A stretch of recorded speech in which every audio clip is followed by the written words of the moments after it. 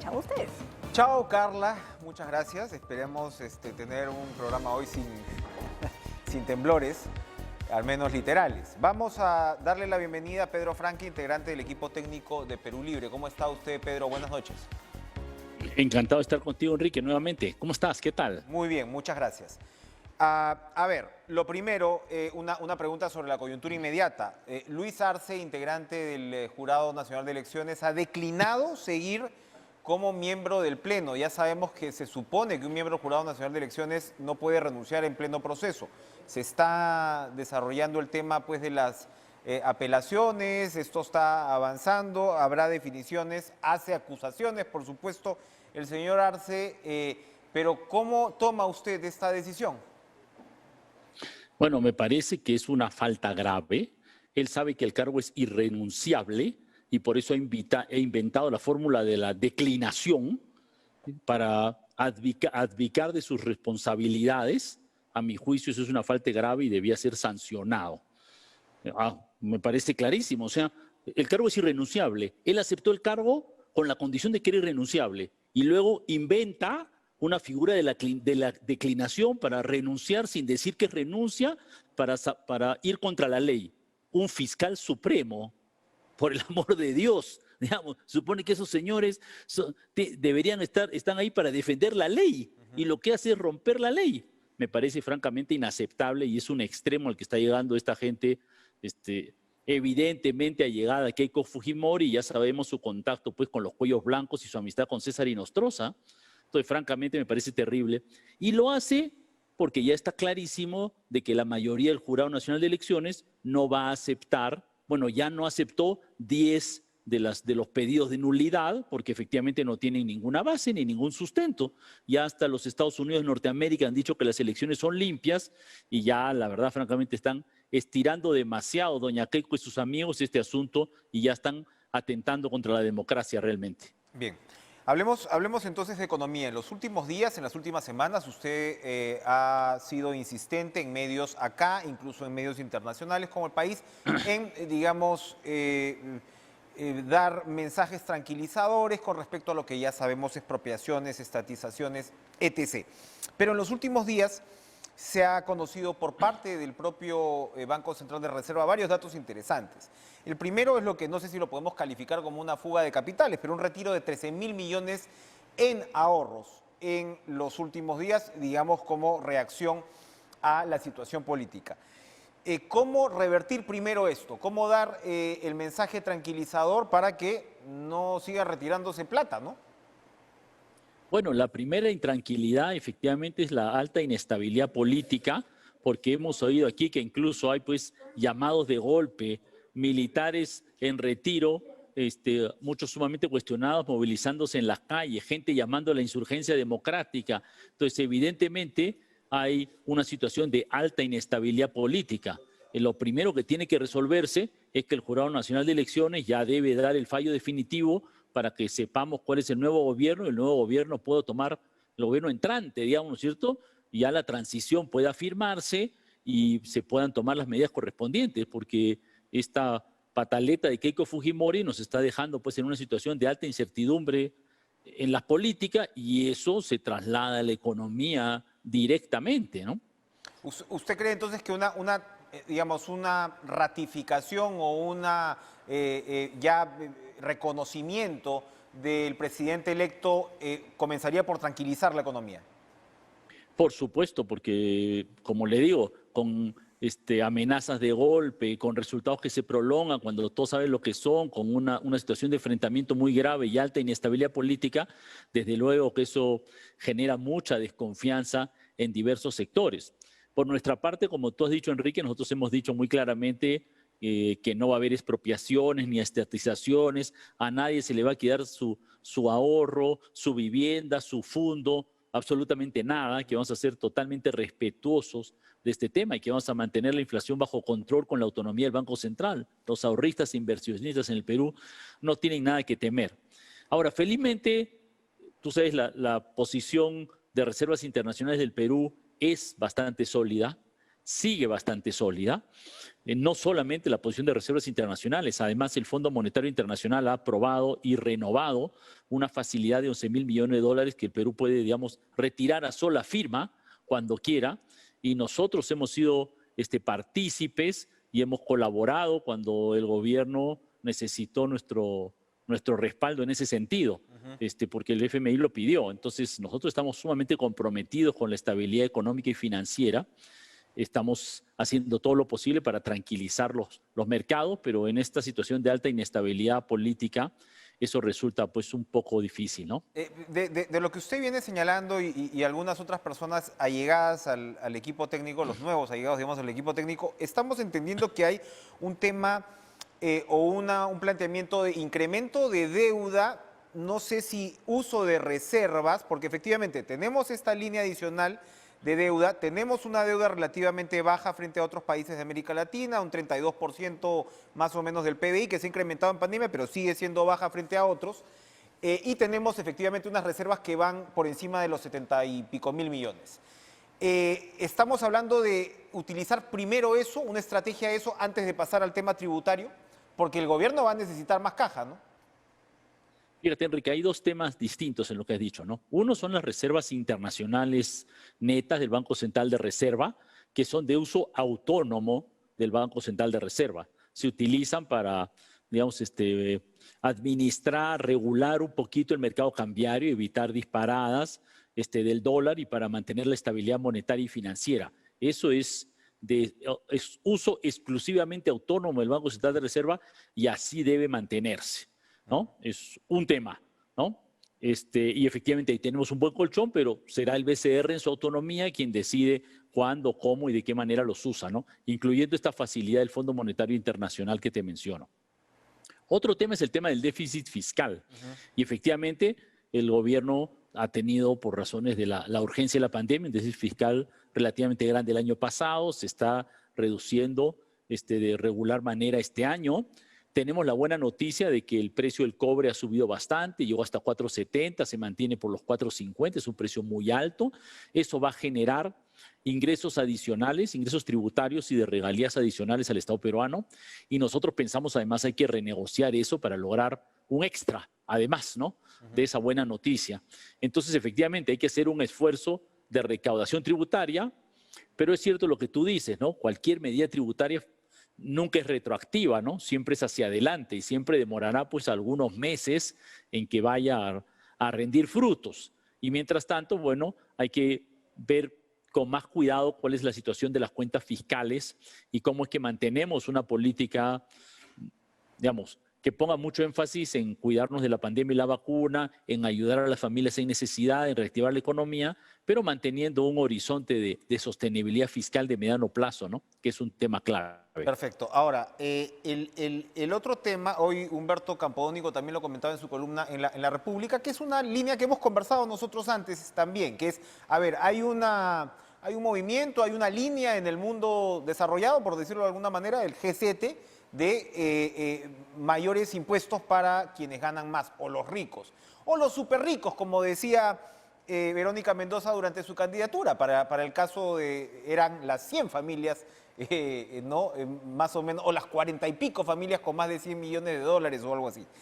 Pero acá estamos hablando, por ejemplo, de inversión extranjera directa. Entonces, Campodónico critica la distancia de la inversión extranjera directa, según Proinversión, que son 20 y pico mil millones de dólares el año pasado, pero volviendo al BCR, lo cuantifica en 116 mil millones de dólares. Es decir, es mucho más inversión extranjera directa. Ya sabemos que ahí hay temas de paraísos fiscales, etc. ¿Cómo se va a abordar ese punto? ¿Cómo plantearía usted aproximarse a ese punto pensando, me imagino, en una mayor tributación? Bueno, hay dos temas, digamos, distintos, ¿no? Si se quiere, ¿no? O importantes acá, ¿no? Por un lado, la inversión directa extranjera es importante. Siempre y cuando pague los impuestos, respete el medio ambiente y dentro de las regulaciones y orientaciones para el desarrollo que tengamos, a nosotros nos interesa en muchísimos rubros que venga inversión extranjera, sobre todo por su componente tecnológico. Y yo creo que lo que hay que buscar maximizar es precisamente la transferencia de tecnología y el avance tecnológico, que es un elemento clave en la productividad. Ese es un tema. Ahora, efectivamente hay otros casos en los cuales la inversión es algo así como comillas extranjera, ¿no? Porque cuando un gran banco nacional que sabemos que es de accionistas nacionales, resulta que tiene su sede en Bermudas, ¿no? Entonces uno dice, bueno, ¿esto es realmente inversión extranjera o esto es un pretexto para dejar de pagar impuestos, ¿no? Y como he dicho varias veces, y cuando Odebrecht establece su base en Luxemburgo y a partir de Luxemburgo, que es un paraíso fiscal, enjuicia al Estado peruano, uno se pregunta, bueno, ¿este privilegio de la inversión extranjera es justificado o realmente es un pretexto, ¿no? Y en ese sentido, yo creo que hay que tomar medidas y tenemos ahora lo que se llama la norma antielusión, la norma 16 del Código Tributario que permite a la SUNAT actuar más firmemente respecto a la norma, a las actividades elusivas, ¿no? De parte de las grandes empresas, las transnacionales, y yo creo que esa es una de las grandes tareas que nosotros nos hemos planteado, ¿no? Que hay que cortar estos mecanismos de elusión a través de paraísos fiscales. Y efectivamente hay algo de avance a nivel internacional a ese respecto. Algo importante, interesante a nivel mundial, pero todavía hay, digamos, mucho trecho por recorrer, honestamente. Declaró ahí de Radio que no veía como estrictamente necesario cambiar el capítulo económico de la Constitución, que es decir, según sus palabras, un gobierno progresista de izquierda puede hacer mucho con el capítulo económico que tiene. Usted ya ha planteado algunas reservas, pero ¿qué pasa con el tema de la subsidiariedad del Estado que se supone que ha estado en el corazón del debate? Según su perspectiva de gobierno, ¿podría continuar un ejecutivo de Pedro Castillo con esa característica? Mira, nuestra prioridad en el Plan Bicentenario no ha sido el tema de crear empresas públicas. Ahora, yo honestamente sí creo y sí creemos de que no hay por qué pensar que todas las empresas públicas son malas y que siempre son un espanto. Hay que ser cuidadoso, cauteloso, pero de hecho en el Perú hay un montón de inversión extranjera, hablando de esto, que son de empresas públicas. Varias de las grandes empresas internacionales que tenemos en el Perú son empresas públicas chinas. Las Bambas es una empresa pública china, Toromocho es una empresa pública china, Shougang es una empresa pública china, La Luz del Sur es una empresa pública china. Se me ocurren 4, digamos, ¿cierto? Hay empresas públicas colombianas, empresas públicas de distintos países en el Perú, ¿no? Entonces, ¿por qué otros países tienen empresas públicas tan exitosas que las pueden exportar y nosotros no? Como digo, hay que ser cauteloso, pero yo sí creo que aquí no hay que tener una anteojera que diga cualquier empresa pública es mala y hay que borrar todas las empresas públicas. A mí me parece que eso es un punto de vista incorrecto. Yo pienso que hay que ser abierto a mayores posibilidades de participación. Y hay que pensar además, digamos, diversas formas de empresas públicas, ¿no? Porque, digamos, también pueden ser fondos con cierta autonomía, fondos soberanos con autonomía. Hay diversos mecanismos en los cuales el Estado puede participar de una manera regulatoria en la economía. Se nos ha terminado el tiempo, ojalá podamos conversar dentro de poco porque hay varios temas que se quedan en el tintero, pero no quiero dejarlo ir sin que comente un post de Vladimir Cerrón. Yo sé que todos los técnicos de Perú Libre están diciendo que bueno, que una cosa es el Ejecutivo y otra cosa es lo que haga el señor Cerrón, pero el señor Cerrón dice que el gobierno tiene que ser el del señor Castillo, el de Perú Libre y el magisterio, y que Castillo tiene la obligación de cumplir, digamos, con los compromisos aplicados en primera vuelta. Y bueno, ya en un tema anecdótico, el señor Cerrón marca una línea prosoviética y dice que Castillo debe ser el Lenin que Valcárcel reclamaba para la revolución indígena en el año 1927. Por favor, un comentario al respecto. Mira, yo creo que hace falta un gobierno de amplia concertación, que incluya desde luego a Perú Libre, que incluya desde luego a los frentes magisteriales que han respaldado al profesor Castillo, pero creo que debe incluir al conjunto de fuerzas y organizaciones que han trabajado en esta segunda vuelta e incluso más allá, porque yo creo que esta victoria de Pedro Castillo llama a hacer un esfuerzo para ampliar las fuerzas, incluso con aquellos que no han votado por Pedro Castillo dentro del gobierno. Y creo además, por supuesto, que el gobierno de Pedro Castillo debe ser, como es siempre, un gobierno de todos los peruanos, de todos y todas las peruanas, ¿no? Y ese es el esfuerzo que tiene que hacer un gobierno entrante, ¿no? Superar la idea de que, ¿no?, hay una división entre los peruanos y pasar a mirar lo que necesita el país, ¿no? y me parece que el profesor Castillo ha planteado varias veces esta necesidad de poner el Perú por delante, ¿no? El Perú en su conjunto, ¿no? No una parte del Perú, ¿no? Todo el Perú. Ojalá sea así. Me queda muy clara su respuesta. Gracias, Pedro Franque, como siempre, por conversar con nosotros en Cara a Cara.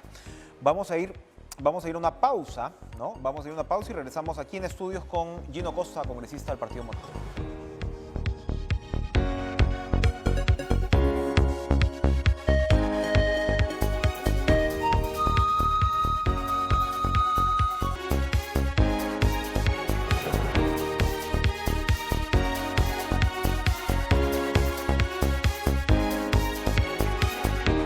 Siempre decimos, nos encanta recibir a los invitados en nuestros estudios y nos encanta recibir a Gino Costa, vocero alterno de la bancada del Partido Morado. ¿Qué tal, Gino? Gracias por estar con nosotros. Buenas noches, Enrique.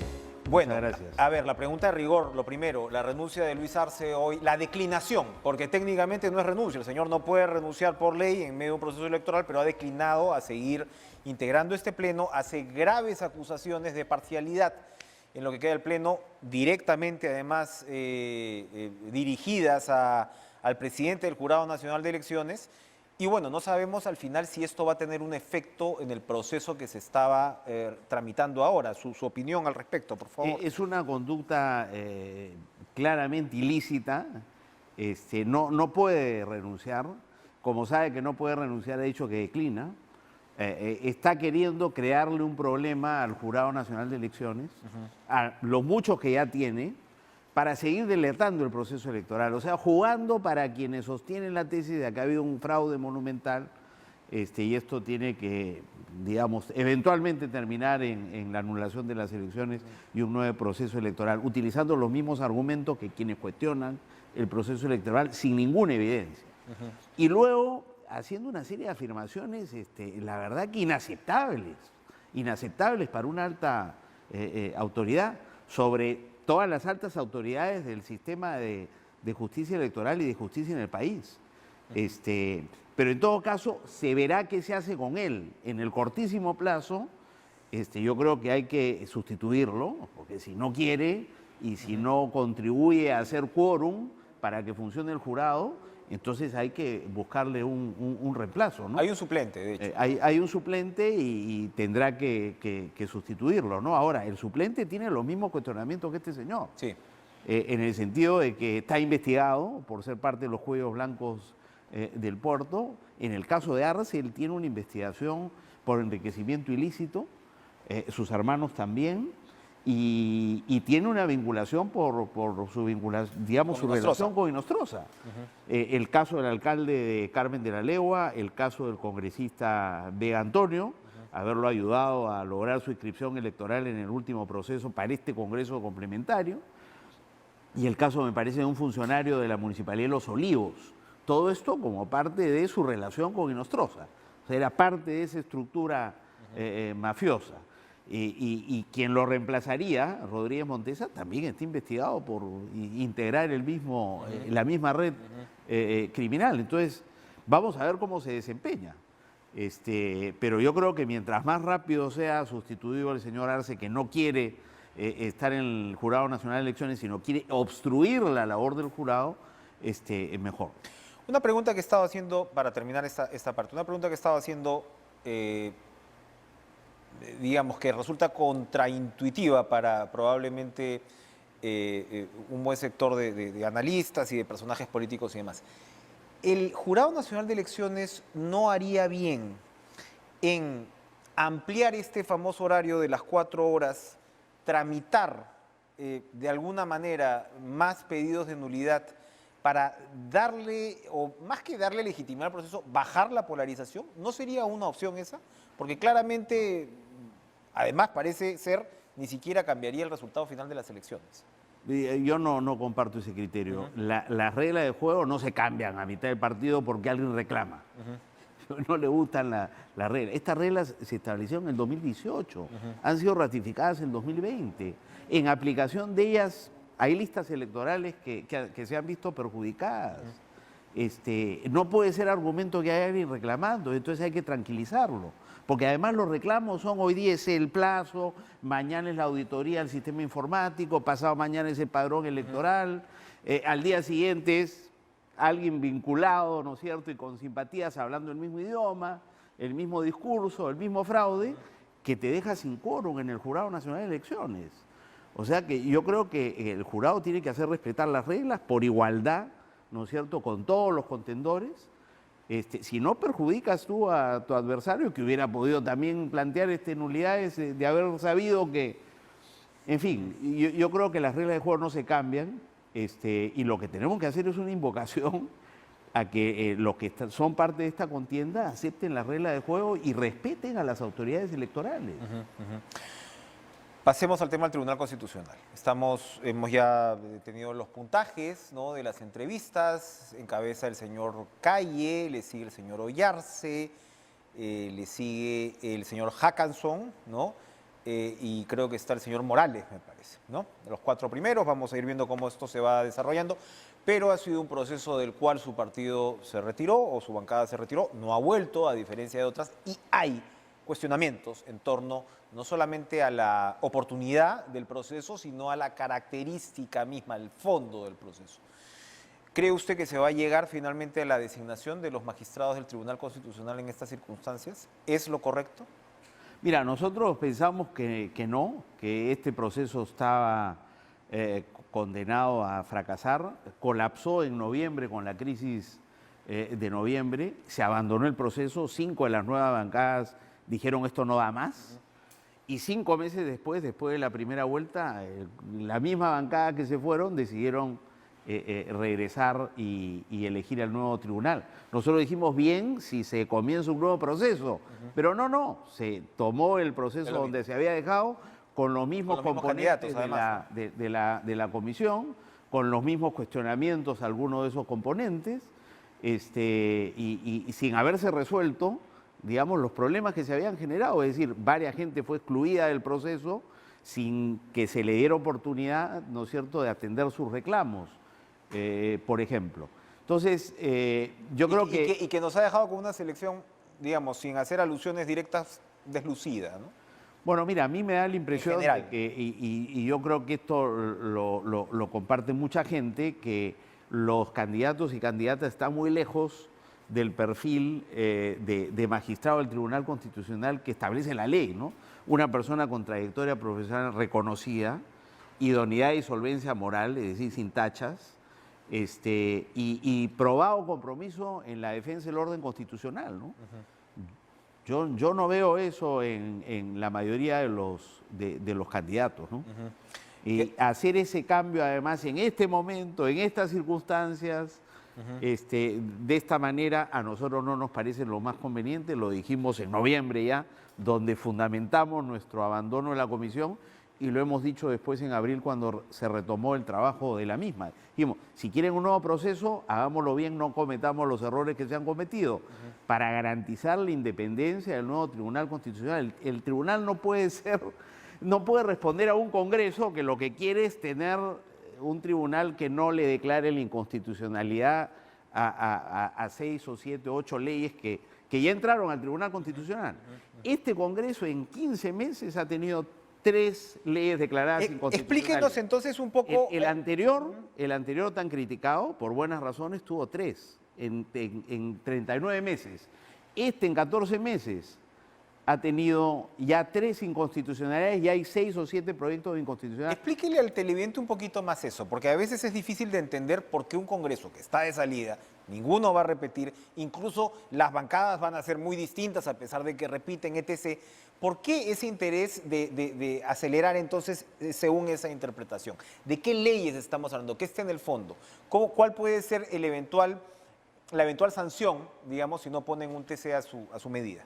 Bueno, que muchas de las leyes que ha aprobado este Congreso, que por ejemplo entrañan gasto público, los congresistas no tenemos iniciativa de gasto, podemos proponer iniciativa de gasto siempre y cuando el Ejecutivo lo acepte. Entonces hay una negociación con el Poder Ejecutivo, pero si el Poder Ejecutivo responsable puede imponer una de la Hacienda Pública dice no hay plata para eso, eso no es una prioridad, no lo podemos hacer ahora, el Congreso no tiene iniciativa. Varias de esas eliminación de CAS, en fin, claro, muchas de ellas con muy buenas intenciones, pero en este momento, la pandemia, las prioridades son otras y no ha habido acuerdo con el Poder Ejecutivo y la Constitución es muy clara que Digamos, esas son las reglas del juego. Entonces, todos los proyectos que pasan por gasto, iniciativa de gasto del Congreso, ya han sido y van a seguir siendo declarados inconstitucionales. Y ahorita mismo hay cosas que se están discutiendo en el Congreso, por ejemplo, la cuestión de confianza. ¿No? Modificar la cuestión de confianza es modificar la prerrogativa que tiene el presidente de plantear cuestión de confianza para defenderse de recortarle las interpelaciones, ¿no? las censuras y demás. esa capacidad. Este tema ya se discutió hace 2 años y el Tribunal Constitucional tiene 2 sentencias diciendo que la cuestión de confianza es una figura abierta. Tú no le puedes poner, digamos, cortapisas. Se está tratando de ponerle cortapisas. Se quiso aprobar una reforma constitucional regulando la cuestión de confianza, o sea, restringiéndola, de cara a Pedro Castillo como presidente de la República. Entonces vamos a, digamos, yo no he votado por Pedro Castillo y tengo preocupaciones con lo que podría hacer su gobierno, pero de ahí a cambiar la Constitución, pensando en el próximo presidente de la República como lo ato de manos, cuando el Tribunal Constitucional ya te dijo en los 2 últimos años, en 2 oportunidades, que eso no se puede hacer, me parece que no procede. Se trató de hacer vía reforma constitucional, que es lo que corresponde, porque la cuestión de confianza es una figura constitucional. Entonces, si la quieres regular, tienes que regular la Constitución. Entonces lo haces vía reforma, pero no consiguieron los votos. Entonces, ¿qué cosa se está haciendo ahora? Se acaba de aprobar en Constitución ayer, en la Comisión de una ley para modificar la cuestión de confianza. Tú no puedes modificar la Constitución eso va a terminar con una ley. en el Tribunal Constitucional. Entonces, sí. eso tiene que ir al Tribunal Constitucional. Pero si tú tienes en el Tribunal Constitucional gente amiga, a lo mejor este tipo de cosas. Entonces, estamos entrando a un periodo, Enrique, muy difícil. Estamos en un periodo dificilísimo. Pero digamos que salgamos de esto. ¿Ah? Vienen desafíos tremendos al Estado de Derecho en el Perú. Tú necesitas un Tribunal Constitucional independiente que haga cumplir la Constitución y que no esté actuando en función, ¿no es cierto?, de preferencias de un tipo o del otro. Coyunturales, ¿no? Por las preguntas que hemos escuchado en muchos un casos. tribunal que esté dispuesto, ¿no es cierto?, a ceder a las presiones de un grupo de una naturaleza o de otra. Necesitas por eso gente con idoneidad y solvencia moral, con reconocida trayectoria profesional y probado además compromiso con el orden gente con peso, gente independiente. Con peso propio, ¿no? Con peso propio. Exactamente. ¿no? Porque en algunos casos hemos visto figuras ya un tanto vetustas, ¿no? Pero en otros casos gente que no tiene mucho reconocimiento dentro de la carrera. Entonces eso también dice, bueno. Y es curioso que esto se haga con la idea de que, oye, el próximo gobierno que viene no me gusta, entonces voy a tener ahí gente amiga. No, ahí tienes que tener gente proa que haga cumplir y respetar la Constitución. Es la mejor garantía que tenemos todos para seguir viviendo en democracia y con libertades. Nos queda un minutito, pero la subcomisión aprobó el informe final contra Pedro Chávarri. ¿Qué viene ahora? Eso pasa a la Comisión Permanente y luego al Pleno. Y entonces eso debería Han sido darse 3 años para lograr esta victoria esta mañana, pero todavía falta la Comisión Permanente y el Pleno. Y aprovecho, el viernes hay una audiencia pública, en la Subcomisión de Acusaciones Constitucionales para ver un caso pendiente donde está involucrado Tomás Aladino Gálvez, que junto con Chávarri han sido destituidos de la Fiscalía Suprema por parte de la Junta Nacional de Justicia. Pero los dos han estado blindados por el Congreso hasta ahora. Entonces, si esta denuncia contra Chávarri prospera, él va a poder ser juzgado en el Poder Judicial por los hechos, digamos, que le imputa la fiscal de la Nación. Lo mismo puede ocurrir con Gálvez si prospera la audiencia del viernes, ¿no? Se han frustrado ya 2 audiencias anteriores, por eso aprovecho para mencionarlo. Habrá que estar muy, muy pendientes. Nos tenemos que ir, pero el 30 de junio se ve un nuevo pedido de censura contra la mesa directiva. ¿Tiene en estas circunstancias algún futuro una iniciativa semejante? Bueno, en estas circunstancias, donde pues, claro, cada oportunidad se aprovecha, no hay que descartarlo, ¿no? Porque claro, uno dice, quedan, ¿cuánto? 3 semanas para que termine la legislatura. Termina el 16, digamos hasta el 26, un mes para que termine el mandato. Pero en estas circunstancias se puede descartar que, así como es importante el tribunal, también es importante la mesa directiva del Congreso. Qué duda cabe. Gracias, Gino Costa, por acompañarnos esta noche. A ti, Enrique. Gusto verlo. Vamos a ir a una pausa y regresamos para analizar todo el tema de las impugnaciones de Fuerza Popular. Volvemos.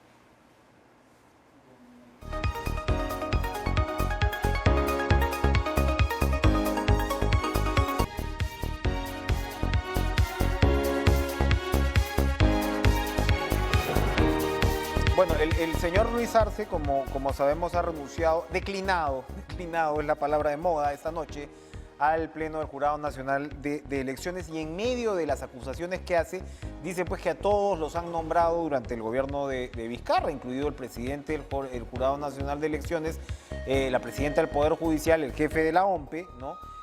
Dando a entender, ¿no?, que esto sería pues una especie de defensa de ese gobierno, de esa línea. Nos recuerdan que, por ejemplo, la presidencia del Poder Judicial es elegido entre los vocales supremos titulares reunidos en sala plena por mayoría absoluta por un periodo de 2 años.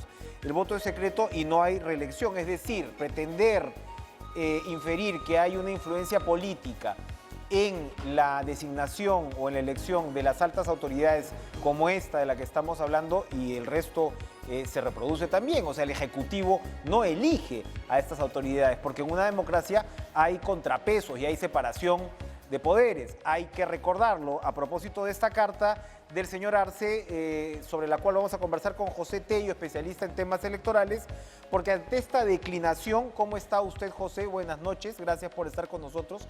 Ante esta declinación, ¿qué pasa con el proceso que tenemos ahora mismo en marcha? Ante todo, muy buenas noches, Enrique, y por tu intermedio también a todos los televidentes de TV Perú. Bueno, la situación es preocupante porque literalmente lo que está acá peligrando es la estabilidad del proceso, pero además también la institucionalidad del máximo órgano electoral, o sea, el Jurado Nacional de Elecciones, que es quien conduce justamente los procesos electorales desde la lógica de la justicia electoral. Y justamente estamos en una etapa impugnatoria para definir quién podría asumir la presidencia de la República el próximo 28 de julio. Entonces, es un momento en el cual, sin lugar a dudas, se genera mucha inestabilidad, pero también hay que ser muy claros que la ley es mandatoria en algunos aspectos. Por ejemplo, el primer aspecto a tener en consideración es que los miembros del Pleno del Jurado Nacional de Elecciones no pueden renunciar al cargo cuando están en ejercicio del mismo en un proceso electoral en curso.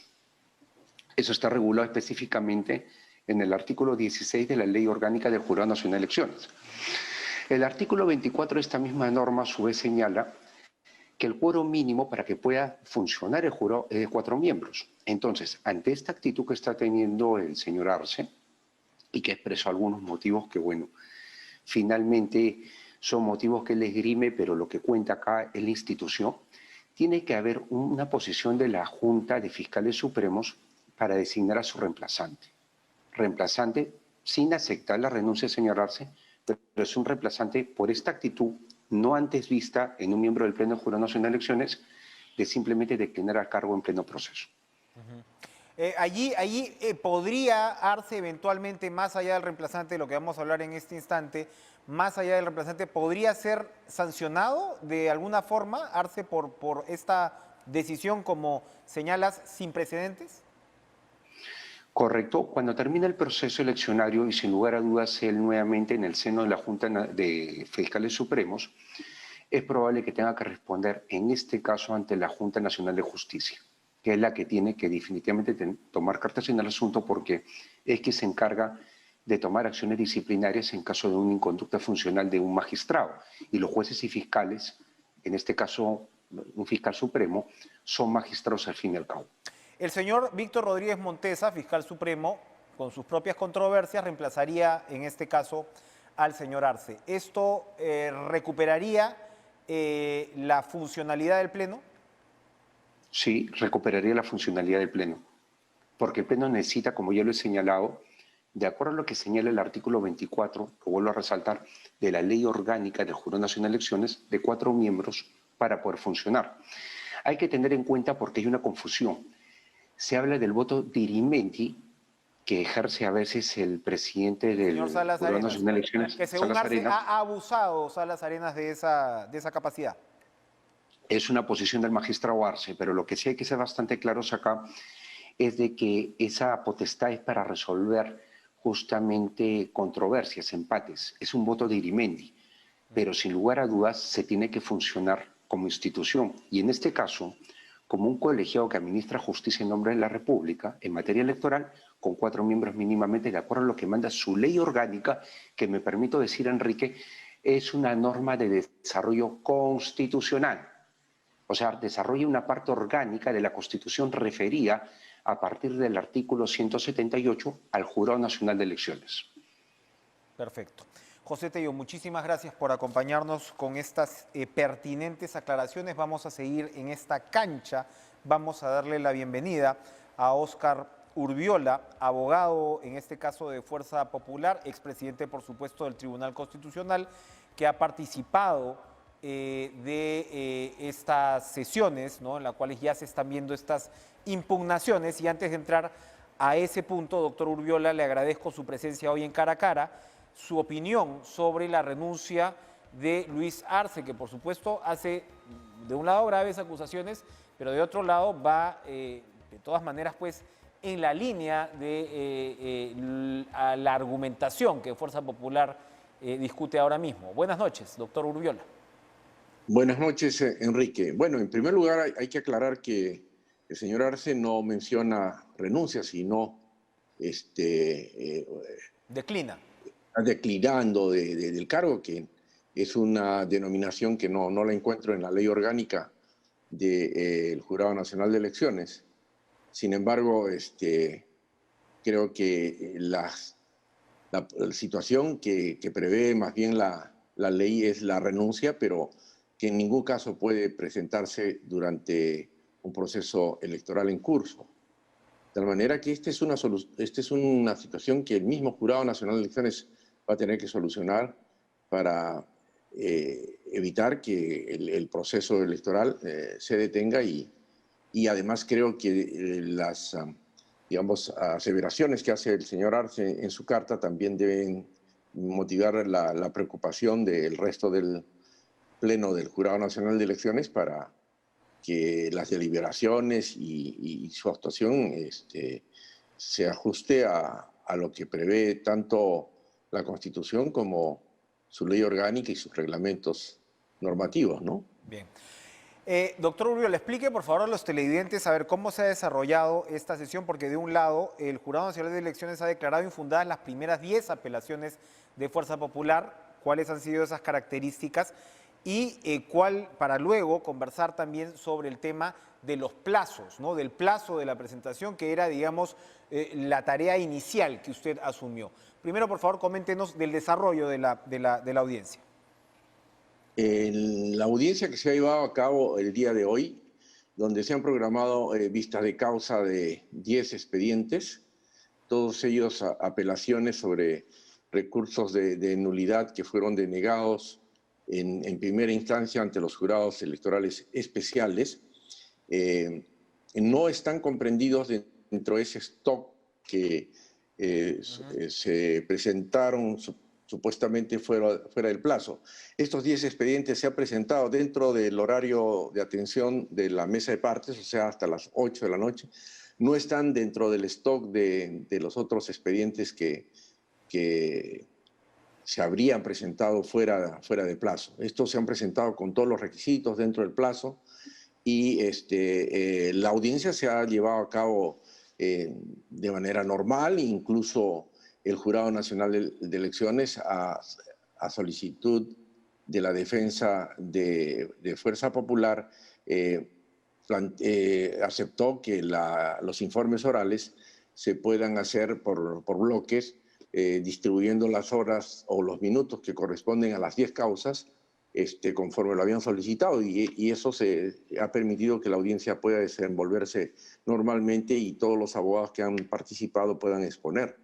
Ahora, en la tarde, culminada la audiencia y después de haberse expuesto por parte de los abogados en los informes orales, se han cumplido con las réplicas y dúplicas y ha habido también la ronda de preguntas de los señores magistrados a los abogados.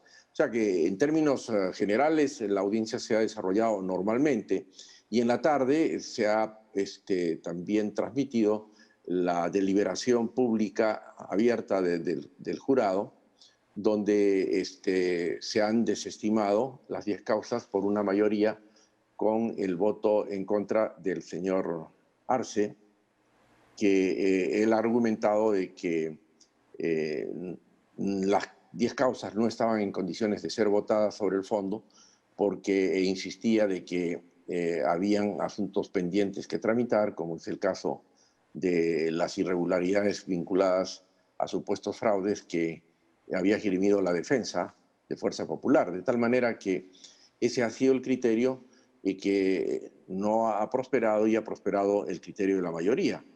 De tal manera que estas son, claro, 10 causas importantes, sí, pero que en todo caso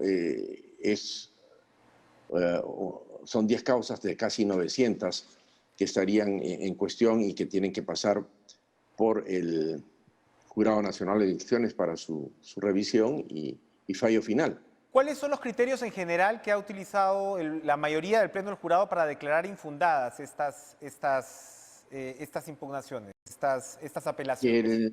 El rol del Jurado Nacional de Elecciones no es un rol juzgador de delitos o irregularidades, que no hay periodo de prueba, básicamente, ¿no? Para poder comprobar fehacientemente si efectivamente se ha cometido irregularidades o fraudes en actas que cambien la votación. Básicamente eso, ¿no? Y también prácticamente han abdicado de la facultad que tienen de fiscalizar y de exigir a las entidades públicas, como en ese caso de la Oficina Nacional de Procesos Electorales, la facilitación de la información que sea necesaria, ¿no? Es decir, básicamente, según esa argumentación, entonces, había que tomarse un mayor tiempo y tramitar efectivamente con la colaboración, en este caso de la OMPE, antes de tomar una decisión. Así es, efectivamente. Eso es más o menos lo que ha considerado el jurado en mayoría, con la discrepancia del señor Arce, que no estaba de acuerdo porque él argumentaba de que había que llegar a la verdad, que era uno de los objetivos que permiten garantizar la efectividad del voto ciudadano, ¿no? Ahora, lo que tampoco queda claro hasta ahora, doctor Uriol, es qué va a pasar con su requerimiento central, es decir, que se acepten los pedidos que hayan ingresado hasta las 11:59 de la noche de aquel miércoles 9. Así es, eso, ¿no? Todavía no se ha visto, seguramente. ¿Qué pasa con eso? Porque lo que sabemos es este pronunciamiento previo del Jurado Nacional de Elecciones, que ya sabemos hubo un aparente retroceso sobre la decisión. ¿Eso en qué momento se va a hacer explícito? Cuando se vean las causas que están involucradas en esa situación, es decir, de haberse presentado durante el periodo en el que estuvo vigente esa ampliación, ¿no? Y que en todo caso se está argumentando de que esa ampliación surtió efecto y el levantamiento, podríamos decir, o la suspensión o el dejar sin efecto esa medida tiene efectos derogatorios que no pueden ser aplicados retroactivamente, ¿no? Y el otro tema también es el vinculado a la limitación del horario de atención de la mesa de partes hasta las 8 de la noche, que se ha considerado restrictiva del derecho que tienen, en este caso, los justiciables para poder interponer todos los recursos en el término de 3 días, que de esa forma se vería recortado, cuando más bien la tendencia es de facilitar durante un proceso todos los trámites administrativos y las formalidades que tengan por objeto, o asegurando, ¿no? O garantizando mejor que el voto no solamente va a, digamos, tener la garantía de ser depositado en el ánfora, sino tener una validez efectiva. Y para esto se ha argumentado de que el deber de coordinación entre las entidades que forman parte del sistema electoral, que es la Oficina Nacional de Procesos Electorales y el Jurado Nacional de Elecciones, básicamente, o los obliga a coordinar, y esto no se ha cumplido porque mientras la OMP, perdón, había establecido un horario de atención en meses partes presencial y en meses partes virtual, en este último caso hasta las 23:59, el Jurado Nacional de Elecciones con criterio restrictivo y muy administrativo formal lo había restringido a las 8 de la noche. Esa es una situación también que desde la perspectiva constitucional no reconoce la validez de los derechos fundamentales de un debido proceso adecuado a tan importante evento donde el voto ciudadano cuenta para elegir a las autoridades. Para terminar en un minuto, doctor Urbiola, este reciente estudio que publicó Ipsos, que no encuentra atipicidades, digamos, demasiado relevantes en las mesas de votación y que incluso no, en las pocas que hay, no beneficiarían de manera determinada a uno u a otro candidato, es decir, que si se procesaran no cambiarían el resultado final, ¿va en la línea de lo que Fuerza Popular está planteando o lo que Fuerza Popular señala es que hay suficientes votos en juego como para cambiar el resultado electoral? Yo creo que sí hay suficientes votos que podrían cambiar el resultado, que del stock de casi 900 actas hay un porcentaje que podría superar, me parece, con alguna ventaja los 40.000 votos que marcan la diferencia entre Perú Libre y Fuerza Popular. O sea que lo importante es que se llegue a la verdad, Enrique, y que si el ganador tiene que ser Perú Libre o Fuerza Popular, esa sea la expresión de la voluntad ciudadana y que le dé legitimidad a quien tenga que asumir la presidencia. Que no se dejen velos de oscuridad, de sospecha, que no son buenos para que a partir del 28 de julio podamos iniciar una nueva etapa. Eso es lo importante. Muchas gracias, Óscar Urbiola, sí, por acompañarnos esta noche en Cara a Cara. Gracias por estar con nosotros. Enrique, a usted las gracias. Buenas noches. Buenas noches. Vamos a ir a una pausa, regresamos con lo último.